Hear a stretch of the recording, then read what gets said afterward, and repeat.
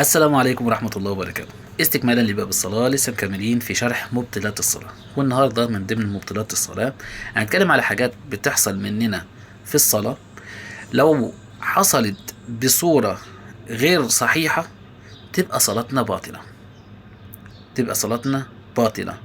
وهي التثاؤب وانت بتصلي وتتاوب مثلا، او تعطس، او تكح، او مثلا تتجشأ، او اللي هو احنا بنقول عليه ايه، يتكرع.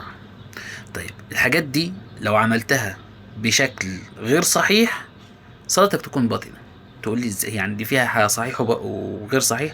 هقول لك ايوه، شوف كلام العلماء واعرف انت يا ترى بتعمل ده بصورة صحيحة عشان صلاتك تكون صحيحة، ولا بتعمله بصورة خاطئة علشان تكون صلاتك غير صحيحة وتكون باطلة. عارف يعني ايه باطلة؟ يعني ممكن تكون صلاتك اللي بتصليها قيام وركوع وسجود وكل حاجة صحيحة مظبوطة، وعلشان اتقوبت بطريقة غلط، عطست بطريقة غلط، او عملت اي حاجة بالشكل اللي انا هحكيه لك دلوقتي ده، تكون صلاتك اللي انت صليتها حتى ولو كانت في جماعة تكون صلاة باطلة. يعني كأنك لا صليت ولا توضيت ولا حتى حضرت الصلاة. الفقهاء قالوا ايه؟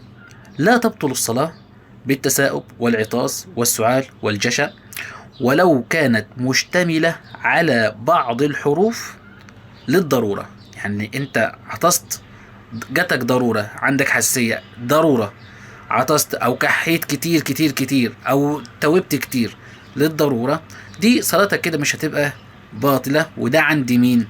عند المالكية والحنابلة، هم اللي قالوا كده. طيب الحنفية والشافعية قالوا ايه؟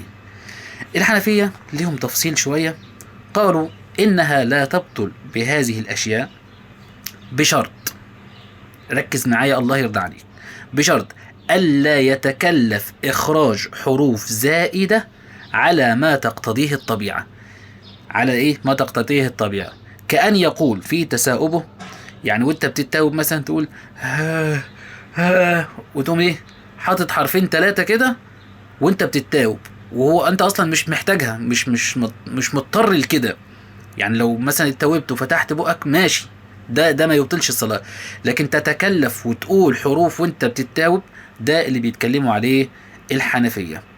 او يزيد في العطاس حروف لا تضطره اليها طبيعة العطاس، يعني بتعطس ويقوم ايه، اي الحرفين ثلاثة، تمام، فإن ذلك يبطل الصلاة. ده عند مين؟ عند الحنفية. يعني هم زيهم زي اللي قبلهم، انك لو اتوبت للضرورة مفيش مشاكل، بشرط انك ما تتكلفش وتطلع حروف زايدة عن الطبيعة. الشافعية قالوا ايه؟ حكم هذه الاشياء كحكم الانين والتأوه. احنا اتكلمنا قبل كده في الانين والتأوه، ارجع للفيديو علشان تعرف قالوا حكمهم حكم التأوه ايه. فإن غلبت عليه ولم يستطع ردها عفي عن قليلها عرفا.